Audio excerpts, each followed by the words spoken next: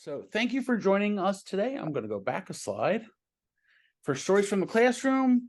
This is part of an ongoing series that we've been running, but thankfully this is going to be much better than the previous ones. And I say that insulting the previous speakers because it was me, where I've talked about how we see Gradescope used in a lot of classes.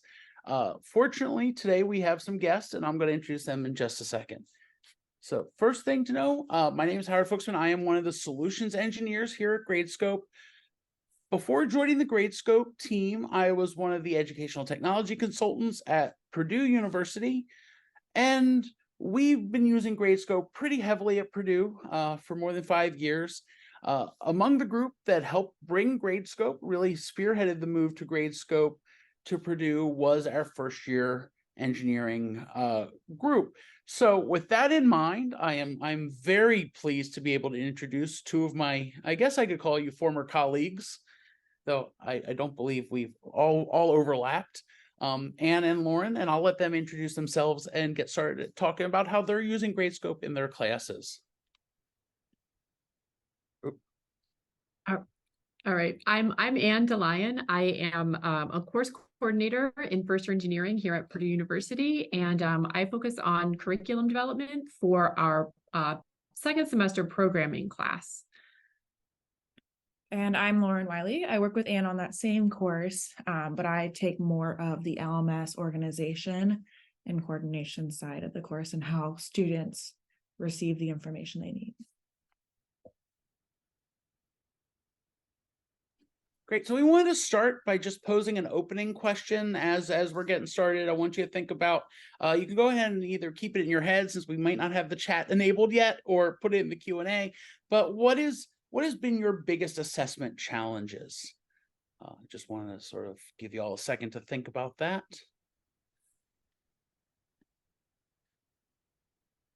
While you're doing that, I want to go through a little bit of a background so you can understand where Gradescope fits. So I always start by really thinking about how much time we spend grading. So we did, in my time at Purdue, we did an informal survey of faculty. We asked them how they spent their time an average week in the semester, and what we're seeing is pretty standard, right? They're spending a lot of their time teaching. And that is regardless of service level or tenure rank. Most faculty do report that they spend most of their time doing teaching activities. And this also echoes reports done or studies done by other organizations, including Inside Higher Ed, which show that faculty are spending 60 hours plus a week doing their job, with much of that still being teaching. So what does teaching mean? So there was a survey done by the University of Maryland a few years ago where they actually asked their faculty to estimate how much time they're spending doing each of what we consider teaching activities. So grading was the second most time consuming teaching activity, following only time in class, right? So the actual teaching time, and then grading, spending meeting times with students, class prep, but really that if they're spending 50% of their time teaching on average, if they're reporting that they're spending an hour and 42 minutes a day on that grading activity, grading becomes a huge part of the life of anybody teaching a course. But we also know that a lot of faculty hate grading, right? There's a lot of reasons for that. It's tedious. Grading papers is an exercise in repetition. A unique argument, a well-formed lab report may be interesting the first time you see it, but not the 10th, 100th, or in some of your cases with some of those bigger courses, the 1000th time you've read it the same semester. It's also lonely. A lot of us, we do research, we teach, we meet with colleagues and faculty, we go to conferences. A lot of what we do is in conjunction with other people, but grading tends to be a very solo activity, right? You're the only one looking at the paper at the time you're grading. Students complain. I've talked to so many faculty over the years who the first thing we ask them when they talk about grading is, "Oh, I hate grading." Well, why do you hate grading? Because it's going to lead to complaints. It's sort of like going and asking somebody a favor because you get anxious about it because you know there's going to be potential for a negative response. Same with grading. And finally, grading itself is not effective, right? Grading assignments often doesn't tell you what students really know, and it depends on having the data to pull out of there, and that the assessment was designed to be an effective measure. So there's a lot of reasons we don't like grading. We're spending a lot of time doing it. And that brings us to Gradescope. So Gradescope is a digital grading and assessment platform that helps faculty provide high quality feedback. You know, we know that to quote Ann and Lauren's boss, Ed Berger, feedback is the place where the real work of learning happens. And so we want to give them high quality feedback, and we want to do it quicker, clearer, and more consistently than we were doing on paper. And Gradescope allows you to do that. Gradescope works with a variety of course delivery modes. And because of this flexibility, allows instructors to offer the sort of assessment they just can't do in Blackboard, Brightspace, Canvas, Moodle, those other tools. So now I get to hand it over and I get to stop talking and listen to my colleagues. All right, so I'm going to get started. So I'm going to talk a little bit about how we got to Gradescope in the first place. So first year engineering at Purdue, one of the courses that we provide is a programming course, and it's required for all first year engineering students. In any major semester, we may have up to 15 and upwards of 20 sections. Each of those sections will have 120 students. They'll have one instructor, one graduate teaching assistant, and 6 undergraduate teaching assistants. So we have this really robust support structure for the students in our courses. And one of the philosophies in our class is that we want the students to have equivalent experiences across those courses or across those sections. So we actually operate each section as its own independent course in terms of an LMS. So we want the students to have that personal interaction with their instructor, but we want them to be assessed equally across the course. Back when I started working at Purdue, which was about 7 years ago, we were using Blackboard was our learning management system. And we still had this structure with the undergraduate and graduate teaching assistants who do the majority of the grading. So we have 2 problems with what was going on in Blackboard for us. We had the clunkiness of the LMS itself. We would have a variety of files that we needed students to upload. We sometimes had trouble getting those files to render appropriately. There was a point in time where we were actually using zip files. So graders would have to download individual submissions, open them up. So there was this very sort of cumbersome behind the scenes process to the grading, even just to get to the files. And then separately, we had to have the graders go through this process of grading with a rubric. So our courses are standards-based grading. So we have learning objectives and we tie those learning objectives to the rubrics. So we want to get our graders following these rubrics. And when we're using the learning management system, we had to have the graders grading whole student submissions. And in a class like ours, there might be 4 distinct problems in that assignment. And so the grader actually had to go through and they had to learn all 4 problems to some level of proficiency and the learning objectives for all of those problems. So it was a really complicated process, especially on the back end. The students had some problems with it, but by the time we could get them fairly easily trained into the learning management system. But once we got it into the grading system, getting them their feedback, the manual nature of that, both in the getting of the files and of the supplying of the feedback, was really cumbersome and difficult. And it was very time consuming. So what we were looking for was we wanted a more efficient way to collect and grade homework, exams and projects as much as possible. If we could bring all of that into a single point, that would be even better.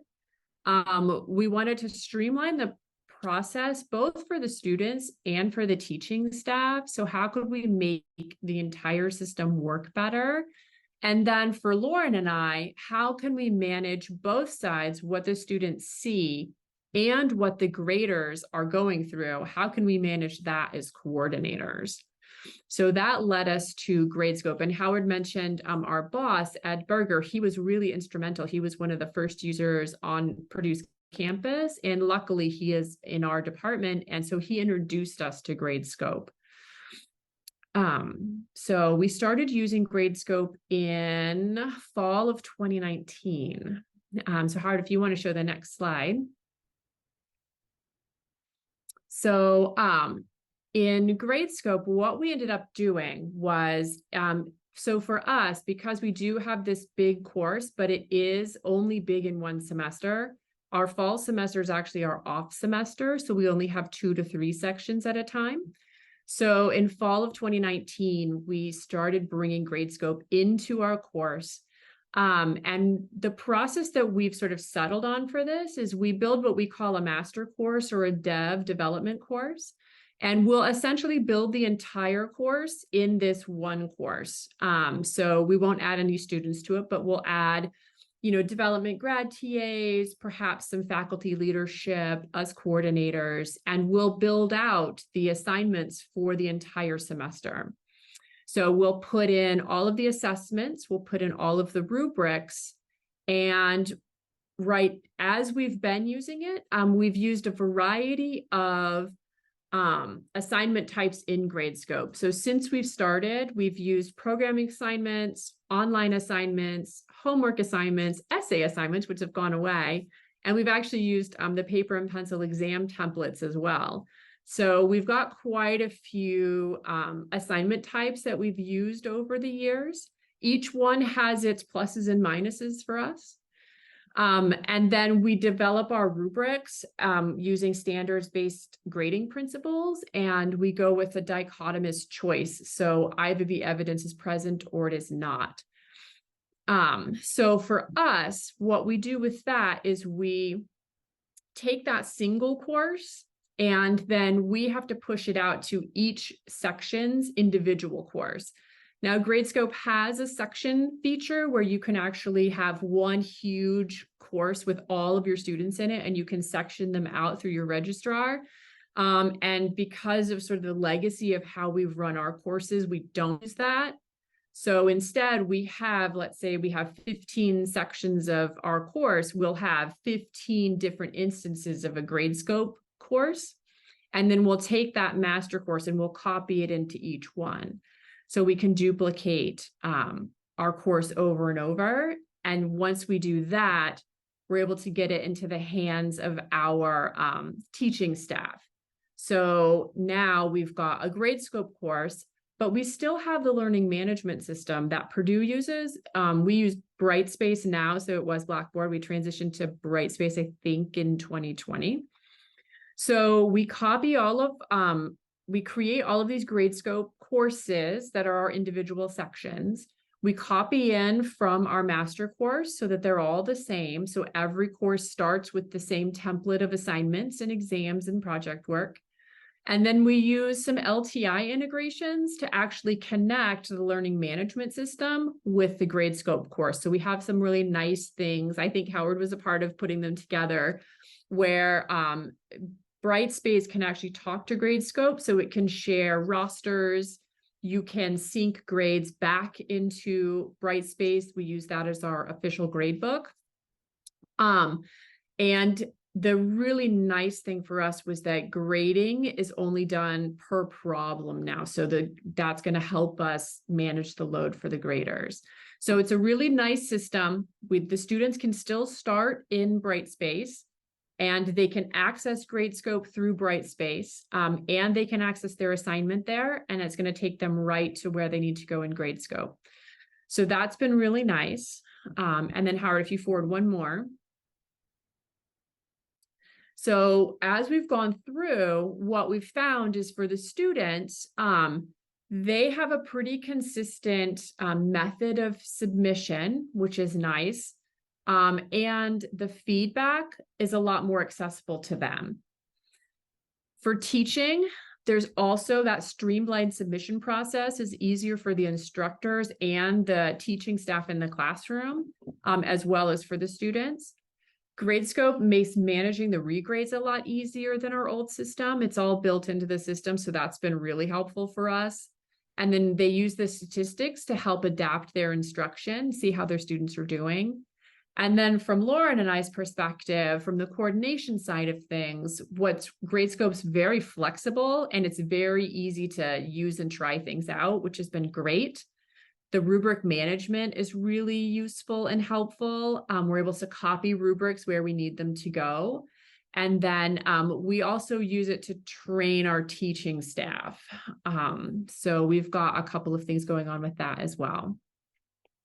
And I think Lauren's going to take it. She's going to talk a little bit more about what we're actually doing now and using some of the lessons that we've learned over the past few years. So we have become much more comfortable using Gradescope as our platform for assignments and submissions and grading. But since I've come onto the team, I've been here about a year. One of my goals has been looking for ways to improvement. So a little background on me, I'm actually a former high school teacher, and I have firsthand experience of students not being able to navigate LMSs, not know how to turn things in. And as ninth graders, they were very, very vocal about it. So my goal has really been on the student side of it, because our first year courses are often very demanding. They're juggling a lot. And in our programming course specifically, their homework assignments require them to have MATLAB open. They're coming to open Brightspace. They're opening whatever resources they might need.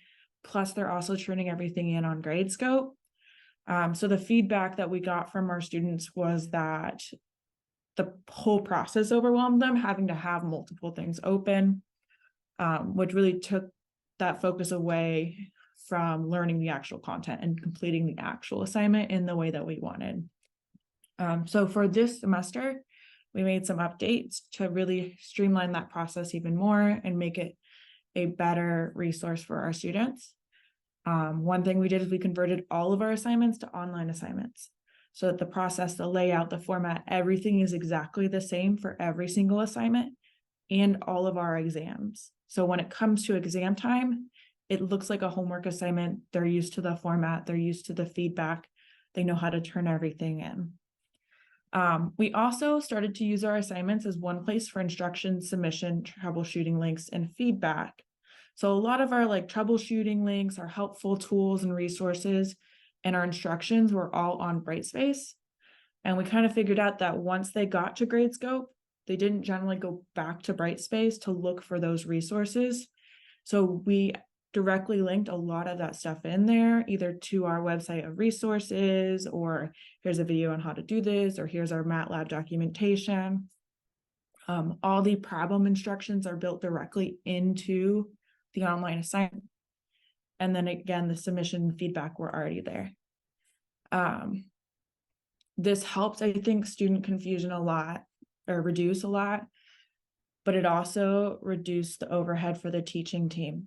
They don't have to do nearly as much to pull together those resources and say, hey, go look back at Brightspace, go do that.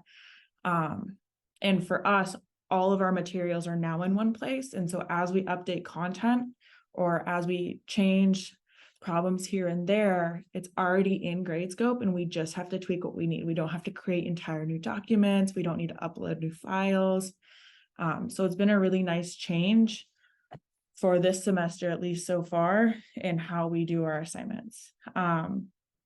Once we get that down, we did have some, at least I have some ideas for the future as I continue to work on it. I know Anne mentioned that we don't use sectioning in Gradescope, and part of the reason we don't is based on how we've previously set up the course in Brightspace. But one thing that we are interested in is seeing how we could maybe incorporate that to continue to lower the overhead, so that I'm not managing 15 or 16 or 17 sections and having to update throughout the semester in all of those sections that are actually courses in Gradescope. We're constantly on that roadmap looking for the new ideas and the new things that are coming up in Gradescope, or the ideas that other users have. And we found that a lot of that, the submissions and ideas on the roadmap, have actually changed into things that are features now in Gradescope that we can use and we're excited about. And one thing that I've been very passionate about as the former high school teachers, taking those learning objectives and really looking at, okay, what are we hitting? What are we doing well? What kind of feedback do we need to give to improve? And adapting our assignments and our instruction for our instructors on those learning objectives. And so by being able to kind of eliminate that overhead, it's given me more time to start evaluating all that, which is very exciting.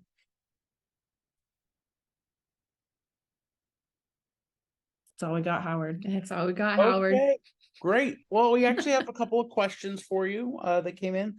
One was, you mentioned being able to reuse materials. How do you control for integrity if you're reusing materials from semester to semester? Okay, so we have a couple of ways that we do that. The first one is in our exams and in some of our homework assignments. We use the same process for both. Our programming class is MATLAB based, so we actually have a system that is a MATLAB based online assignment, or it's an online problem generator, and it keys off of the student's ID number. So they get a unique problem when they do the problem. So it might be that it's varying values in the problem. It might be that there's some number of contexts within a pool and it draws randomly from there. So that's a big way that we handle the integrity component, is that we're using sort of the same structure of the problem every time, but we have a mechanism for generating unique problems behind the scenes for that. So we use that extensively, exclusively in our exams. And then to prep them for it, we also do it in our homework assignments so that they will have seen it before they get there.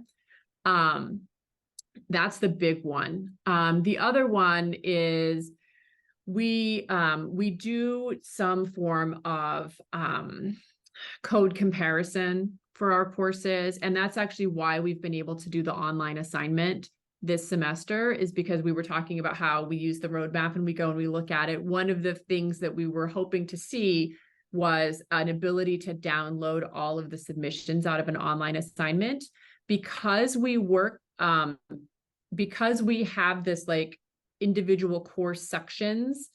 We can't really make full advantage of the code similarity check in the programming assignments in Gradescope. So that just doesn't work as well for us because we have this segmented group. We can't look across the entire course, which is really what we need to do. So the ability to download files wholesale, package them up, and then submit them out to something like Moss where we can check for that, check for code similarity. That was part of our process anyway. And so the having that capability in the online assignments is helping us do that. So that's that's sort of the other side of what we do. Okay. Thank you for that. The other question I had in here that came in advance, and it's perfect because you actually mentioned this, that you use some of the data you're getting for teacher development. Can you tell me how you're using that data, or how you're focusing that for developing faculty? Well, not so much for the faculty, right? For the graders, right? Okay. So we're trying to, yeah. So really, I mean, and I think this is sort of a universal problem when you have undergraduate teaching assistants, and especially if you're using something like rubrics, they just are not expert graders, right? They just really aren't. So we have started actually just this semester, we have a grad TA that's been able to get started. She's actually, she's figuring out how to put submissions into Gradescope and forcing her team to actually go in and grade former student work, right? We've anonymized, pulled out work, and she's able to give them some examples and have the graders actually go through the process using the actual rubric in the actual tool. And then she can evaluate their grading all in one place and learn about how to address it. In the past, we had actually used Blackboard for that, and it was incredibly cumbersome. So we're excited to see how this goes. The other thing I will add that Anne has done a really good job of this semester is she has pulled the data from Gradescope and then manipulated it in MATLAB to show our instructors that are teaching this semester, hey, with this assignment, this is how many students generally get this aspect wrong. Like they're not plotting it properly, or they're missing whatever formatting they need. So she has done a good job of pulling that.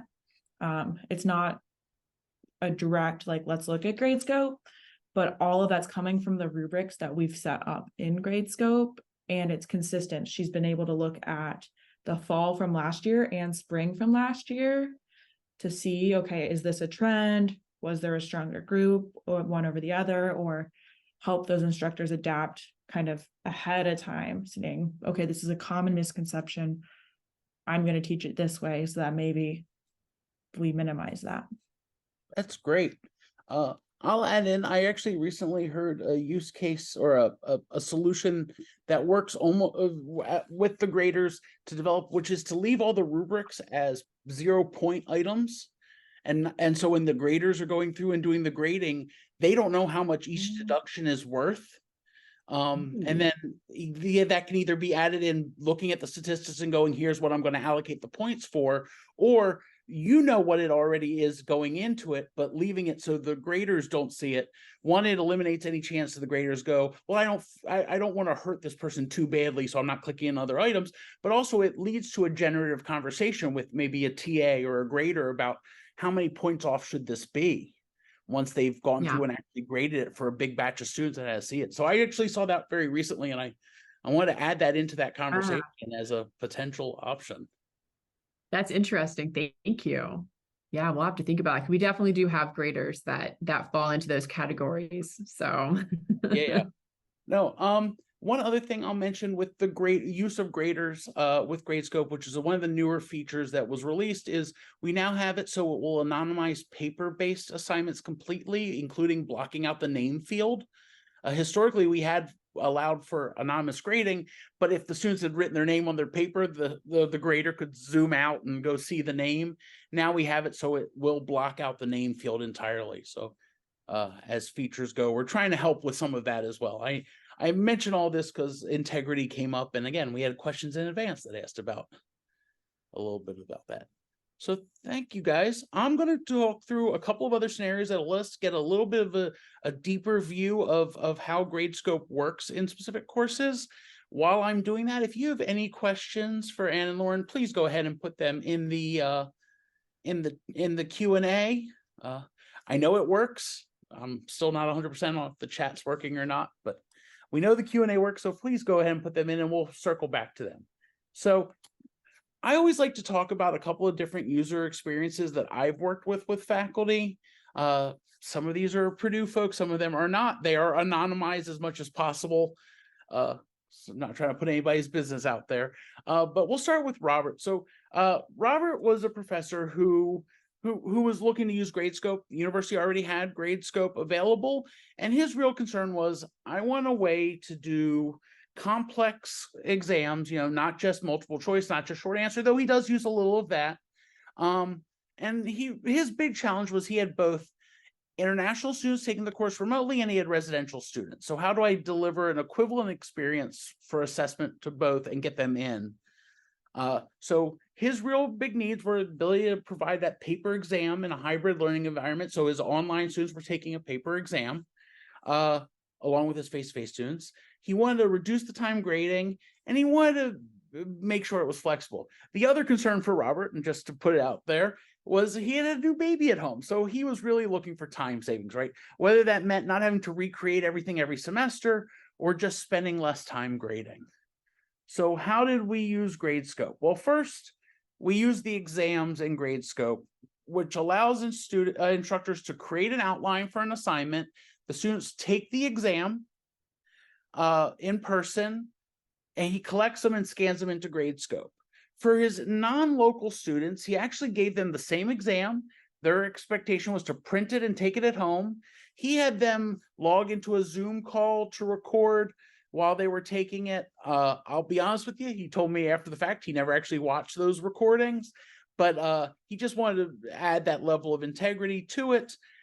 They did it, and then he would switch the assignment from instructor upload to student upload, which meant that his international students, when they scanned and uploaded, were uploading it to the same folder that all of his local students were in. So when he went to grade, there was no differentiation. He didn't see, oh, this section's full of my international students, these are my residential students. And that helps really eliminate some of that bias that we know, whether inherent or whether accidental or intentional bias between the students we see every day in class and the students we only see over Zoom. The big advantage for him was once he built those rubrics out, he could reuse them in different sections or even in different courses going forward.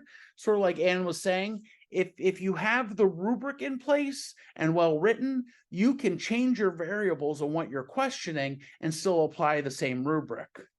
And then obviously because of that, he was able to look at that data and say, hey, are all my students doing well on the assignments?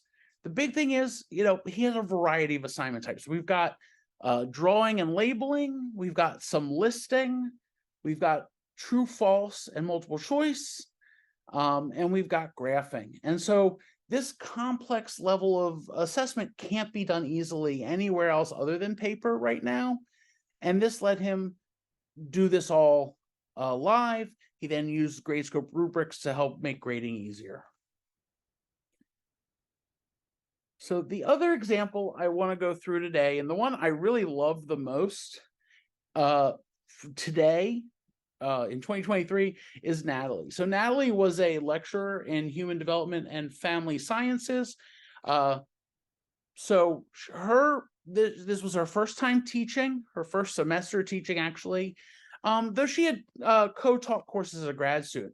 Her big concern coming in was she wanted to do some live response in her class, but she didn't like iClickers. She didn't think iClickers gave her a real sense of how the students were learning, because all it was, a student could generally get a general overview of a reading, not really have to engage with it, can still answer correctly on the clicker. So she was looking for a way to do critical thinking, reading responses, but quickly, flexibly, that she could do live in the room. So ability to ask for more complex questions. And really the other part was she wanted to make sure the students were getting better over the course of the semester at this. So what did she do? She used the homework problem set assignment type in Gradescope, which means the students are answering work on their own paper. She'd put a question up on the board or on a slide as she went through her lecture. She'd stop for 10, 15 minutes, and they'd have an opportunity to handwrite a response and then either submit via a scanning app and the Gradescope website, or type it in and upload it as a PDF, or write it and scan it and upload it with the Gradescope app, which is obviously the one we recommend of those three options for getting it into Gradescope. Once that's in, here's where the magic happens, right? The work is in. The TAs could even start grading it immediately, could go look and see if there's any trends develop as they're reading it, but the students still have their paperwork in front of them, their handwritten work in front of them that they can respond to. The other big advantage here is because the students are doing things on paper live in the room, there's not an opportunity for them to go out to a generative AI tool to answer a question for them, right? So she was able to say, hey, give me your summary of how the reading treated this particular issue. And the students couldn't just plug that into an AI to get the answer, right? Because they're writing on their own paper. The other thing she took really great advantage of is the rubrics in Gradescope. And Anne mentioned this as well, but she thought of, how do I use the Gradescopes to encourage my students to be better at doing my reading responses? So we're going to look at that. So Natalie used positive scoring rubrics, and Gradescope offers either positive or negative. So either start at full credit and lose points for mistakes, or start at 0 points and earn points for demonstrating certain skills, certain learning objectives. And at the start of the semester, she started with a really simple rubric, right? Hey, here's 2.5 points for giving me an indication that you actually did the reading, and 2.5 points if you actually had a nice long paragraph, right? So if you didn't write just a sentence or two. Really basic standards, that's how they earn their 5 points. But as we went forward into the semester, that rubric got more complex, and she started giving points to reward what she considered good professionalization behavior, right? She's teaching a 200 level course. These students are going to be taking a lot more courses in her major, in her department, or in other health sciences courses. And so they want them to be better at doing these reading responses, engaging with materials. So the rubric started adding things like, did they reference previous readings? Did they reference small group discussions or outside, social issues that connect with the reading? Are they connecting it with a larger project? And all she has to do is grade them, is to do the reading and then just click on the rubric item that applies to apply that particular addition to the student paper. So it was a really quick process. The TAs, as I said, could often get it done while the students were still in the classroom so they could get their work back. But the students were, again, being professionalized as students, right? As people engaging with material. I'm going to look up there. See, we have no other Q&A questions in right now. So I'm going to do one more scenario. And then we will stop again. So the last one is Susan, who was a lab coordinator for an organic chemistry course. So Susan had a similar challenge to our coordinators from engineering, which is lots of lab sections, right? Big lecture class, lots of lab sections, half dozen TAs, lab assistants, and trying to manage that. Particularly due to, we know shrinking budgets, shrinking staffing, and during the period of COVID, fewer international grad students even coming over. So she needed more hands on deck. Her big challenge was she did really two big assignments: a lab report, which was done as a group, and a lecture quiz, which needed to be done on paper. So she was looking for a solution that could do both of the assessment types and reduce time spent grading.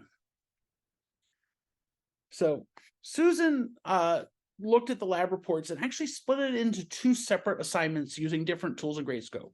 The homework problem set assignment type, which allowed her to easily collect and grade a single assignment for each group. Again, students are working on their own paper. When the students upload it, they just indicate, hey, I worked with this person and this person this week, which is incredibly helpful during an era of well, let's be honest, students, again, are coming down with COVID more and more this semester. But anytime that students have schedules where they can't always make it to class, it meant that students weren't stuck working with the same lab group each week. I'm missing a person, this person's group is missing, they can work with my group and we can submit as a team, where in the LMS, our groups are static and we run into those issues.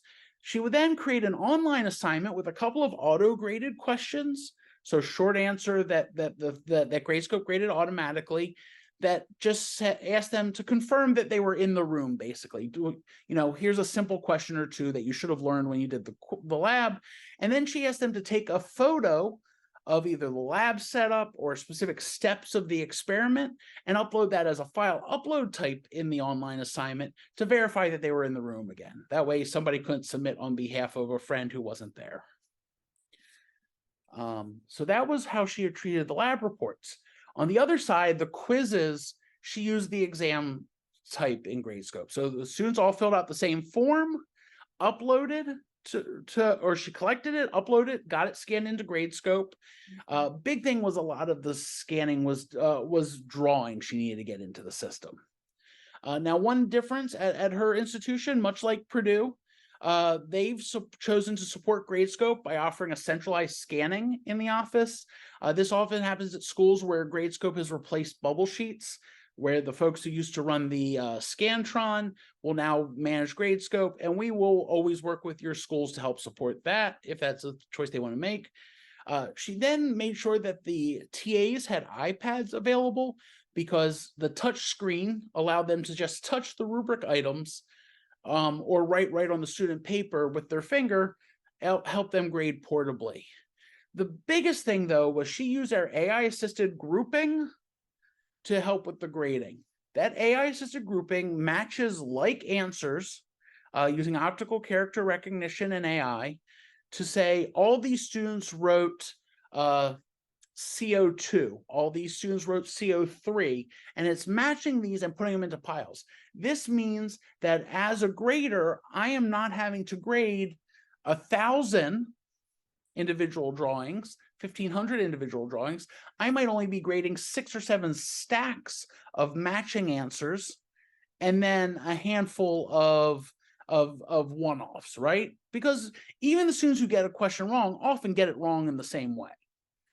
So let's take a look at how that works. So AI answer grouping will look for matching words and match all the students who wrote ethyl acetate and water and put that into one group, put all the ones that put acetaminophen in the thing and put that in one group. And then ones that it can't group, it can either put separately or you can group them manually yourselves. The other option, what we're seeing on the left side of the paper or on the screen, is manual grouping. So just because we have AI grouping doesn't mean you can't manually do this. And I see this often with charts, graphs, or multi-step solutions where there's really only going to be 2 or 3 ways that students approach it, where I can go through and click, hey, this is too complex for the AI to group because there's too many variables in how it was written out, the order, the angles, if it's a drawing. But I can go through and quickly click on all the ones that match and say, in the case of this course, these 66 students have the same answer. This is the correct answer. That's all I'm going to do on this one and just give them the score. And then I can go through manually and look at all those individual ones as well. So AI answer grouping, she told me, took her from having to use a team of 4 TAs or graders all day on Friday after they gave their quiz Friday morning to one single TA was able to do all of that grading in a single afternoon. So real time savings occurred with that. So I will pause again for questions because we are just about at our 45-minute time mark. And I do not see any questions, so I will put out one last call. If you have any questions for our speakers or for me, please go ahead and put them in the Q&A.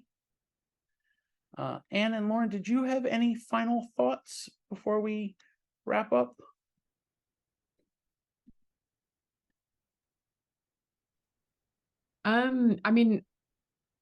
Gradescope really has been helpful for us as we've been working with our students, and we've really enjoyed it.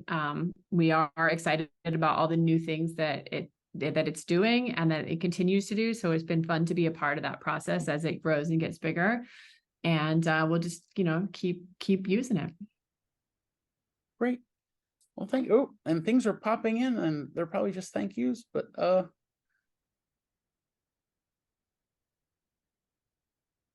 yep, no, it looks like it was mostly just thank yous. I apologize. I'm not sure what questions being asked. How do you account for similarity reports in recognition of treating? So the only tool in Gradescope, and maybe this will help clarify it, that deals with similarity is the code similarity checker, which works in our program assignments to compare code. It is what I like to call sequential comparison. So the first person submits, the second person submits, it compares it to the first person, third person submits, it compares it to the first two. There is no database. Again, for something like that, you're going to want to use our Turnitin tool. And right now we do not have an integration between the two. So papers that come into Gradescope, if you want to use similarity from Turnitin, you're just going to have to run them through Turnitin directly. I hope that answers that question. Yeah, and the other part is that if it's specific to programming, so the code similarity tool in Gradescope, if you do have a single section and you use the programming assignment, it is pretty nice. And I think it has some basis in MOS, which is sort of a measurement of software similarity. It comes out of Stanford. And Gradescope does do a really nice report. So if you've got your student submissions in there, and it's easy to use, you can basically just click like run a report. You tell it what language you've got. You can give it tests if you've given them some amount of coding. And then it will give you percent matches, just like MOS does. And from there, it will put them side by side and you can actually look at them too, which is what we always do. Depending on the problem, right? Two students can sort of stumble into the same path. So we have some methods for what we look for, not just the code similarity, but things around the comments and the order and things like that. But it's a really nice tool. And actually, I've even used it when I have like one-off times where an instructor will come and say, or a grader will come and say, I have some suspicions about these submissions. Can you have a look at them? And I can run that code similarity check in that section, or I've even created like Gradescope courses and I've populated them with questionable submissions to see if I can see if there's a match in there too. So that is a thing that's available. And I wish one of the reasons I would like to have one course with lots of sections was for that very reason, so that we could do code similarity across the entire course without this like download process that we have to go through right now. And that was a big part of the demand for the being able to do sectioning in Gradescope and why we released that last year. As you said, you guys haven't transitioned over yet because of the way things are set up. This is not uncommon. Again, when we release things, we know that sometimes it takes a while to move we're stopping a boulder in many cases. The other big demand for the multi-section courses was I can create a single assignment with multiple release dates. So if I have a course that meets on Monday, Wednesday, and a course that meets Tuesday, Thursday, I can not have to recreate the assignment or even copy the assignment into a new section. All I have to do is just say all the students in section 1, you'll see the assignment on this date.